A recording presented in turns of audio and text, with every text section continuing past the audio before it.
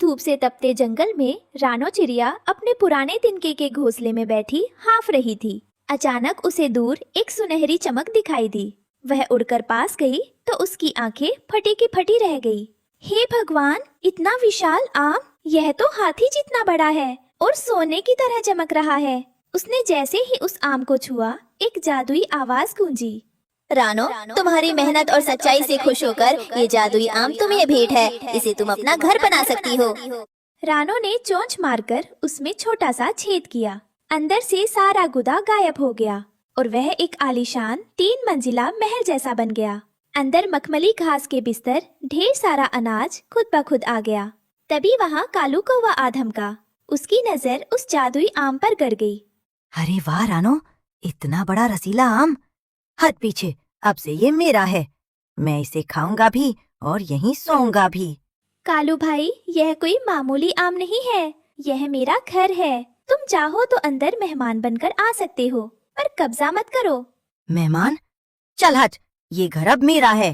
कालू ने जैसे ही आम को छीनने के लिए झपट्टा मारा, आम से एक बिजली जैसी लहर निकली और कालू काव काव करता हुआ दूर जा गिरा। मेरी पीठ! ये कैसा पत्थर जैसा आम है। रुक जा रानो, देख लूंगा तुझे। रात होते ही मौसम बदल गया। काली घटाएं छा गई और ऐसी भयंकर बारिश शुरू हुई कि पेड़ों की टहनियाँ टूटने लगी। रानो अपने मजबूत और जादुई आम के घर में सुरक्षित थी। तभी उसे बाहर से रोने की आवाजें आईं। उसने खिड़की खोली तो देखा टुनटुनी चिड़िया अपने बच्चों के साथ भीग रही थी। टुनटुनी, जल्दी अंदर आओ, यहाँ सब सुरक्षित है। रानो, मेरा घोंसला बह गया, मेरे बच्चे जम रहे हैं। जैसे ही टुनटुनी अंदर आई, उसने देखा कि मिट्ठू तोता और उसका परिवार भी बेघर हो चुके थे। रानो बहन, क्या हमें भी जगह मिलेगी? बरगद का पेड़ गिर गया है। मिट्ठू भाई, पूछने की बात नहीं है, यह आम का घर बहुत बड़ा है। आप सब ऊपर वाली मंजिल पर चलिए। धीरे धीरे कबूतर और बेचारे बूढ़े उल्लू बाबा भी वहाँ पहुँच गए। बेटा रानो, मेरी आंखें इस तूफान में कुछ देख नहीं पा रही थी। तुम्हारा ये चमकता आम किसी रोशनी के मीनार जैसा लग रहा था। बाहर बारिश में कालू कौवा ठिठुर रहा था। उसने सोचा, रानो बहुत भोली है, थोड़ा नाटक करता हूँ। रानो, छोटी बहन, मुझे माफ कर दो, मैं ठंड से मर जाऊंगा। मुझे बस एक कोने में बैठने दो। रानो का दिल पसीज गया। नहीं रानो, ये धोखेबाज है, अंदर आते ही हमें निकाल देगा। नहीं टुनटुनी, मुसीबत के समय दुश्मन को भी पनाह देना हमारा धर्म है। कालू भाई, तुम अंदर आ सकते हो, लेकिन वादा करो कि किसी को तंग नहीं करोगे। अंदर आते ही कालू की नीयत फिर डोल गई। रात को जब सब सो रहे थे, अगर मैं इस आम के अंदर के जादुई हीरे को ढूंढ लूं, तो ये घर मेरा गुलाम हो जाएगा। वह रानो के कमरे की तरफ बढ़ा और चोंच से आम की दीवार को जोर से खोदने लगा। अचानक आम के घर ने हिलना शुरू कर दिया। लालची कौवे, तूने शरण देने वाले के ही घर को चोट पहुंचाई। अब तू कभी उड़ नहीं पाएगा जब तक तू प्रायश्चित न कर ले। कालू के पंख भारी हो गए और वह जमीन पर चिपक गया। शोर सुनकर सब जाग गए। कालू भाई, आपने फिर धोखा दिया। मुझे माफ कर दो रानो, मुझे समझ आ गया कि लालच और नफरत से सिर्फ अपना नुकसान होता है। तुम सबकी मदद कर रही हो और मैं कितना बुरा हूँ। बारिश रुक चुकी थी। सारा जंगल रानो के जादुई आम के घर की तारीफ कर रहा था। रानो, तुमने आज हमें सिर्फ छत नहीं दी, बल्कि ये सिखाया कि एकता और दया में ही असली जादू होता है। उल्लू बाबा, यह घर मेरा अकेले का नहीं है। जब तक आप सबके घोंसले फिर से नहीं बन जाते, यह हम सबका साझा घर है। कालू कौवा अब बदल चुका था। वह घर के बाहर पहरेदारी करता और आने जाने वाले मेहमानों का स्वागत करता। एक दोपहर जब उल्लू बाबा पेड़ की ओट में सो रहे थे, अचानक आकाश में एक विशाल काला साया मंडराने लगा। वह बजरंगबाज था, जिसकी नजर रानो के चमकते सुनहरे घर पर थी। ए छोटी चिड़ियों, ये सोने जैसा फल मेरा है, इसे खाली करो, वरना मैं एक एक करके सबको अपना निवाला बना लूंगा। रानो, ये बाज बहुत खतरनाक है, इसने पिछली बार कई घोंसले उजाड़ दिए थे। बजरंग भाई, ये कोई फल नहीं, हमारा घर है। हम यहाँ शांति से रहते हैं, कृपया आप चले जाइए। शांति? मुझे शांति नहीं, ये जादुई महल चाहिए। मैं कल सुबह आऊंगा। अगर तुम बाहर नहीं निकले तो मैं इस आम को अपनी मजबूत चोंच से टुकड़े टुकड़े कर दूंगा। बाज के जाने के बाद सब डर के मारे कांप रहे थे।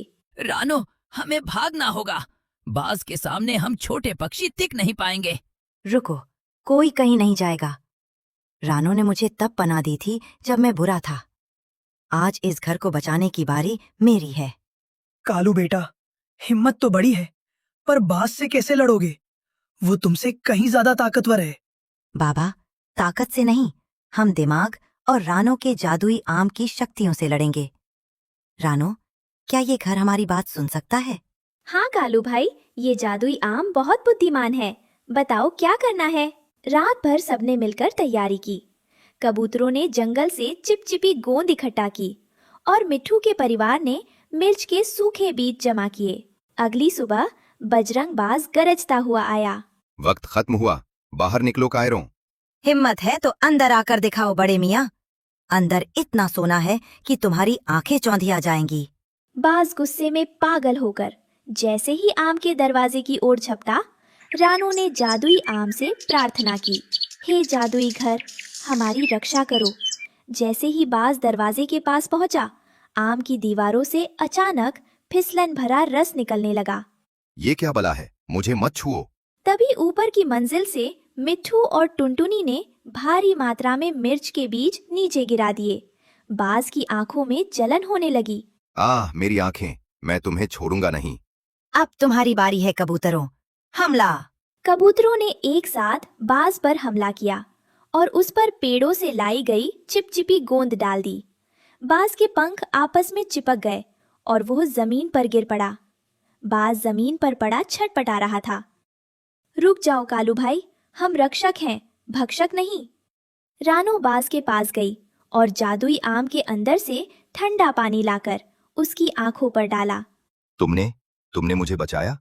मैंने तो तुम्हारा घर छीनने की कोशिश की थी। ताकत दूसरों को डराने के लिए नहीं, कमजोरों की मदद के लिए होती है बजरंग। आज इन छोटे पक्षियों ने मिलकर तुम्हें हरा दिया, क्योंकि हम एक थे। मुझे माफ कर दो, मैंने हमेशा अपनी शक्ति का गलत फायदा उठाया।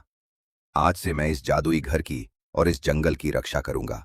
अब जंगल का नजारा बदल गया था। जादुई आम के घर के ऊपर सबसे ऊंची टहनी पर बजरंग बाज बैठता था, जो दूर से आने वाले खतरों की सूचना देता। देखा, जहाँ प्यार और एकता होती है, वहाँ बड़े से बड़ा दुश्मन भी दोस्त बन जाता है। रानो का जादुई आम का घर आज भी चमकता है और उसकी चमक अब पहले से भी तेज है, क्योंकि उसमें अब पूरे जंगल की दुआएं बसी थी।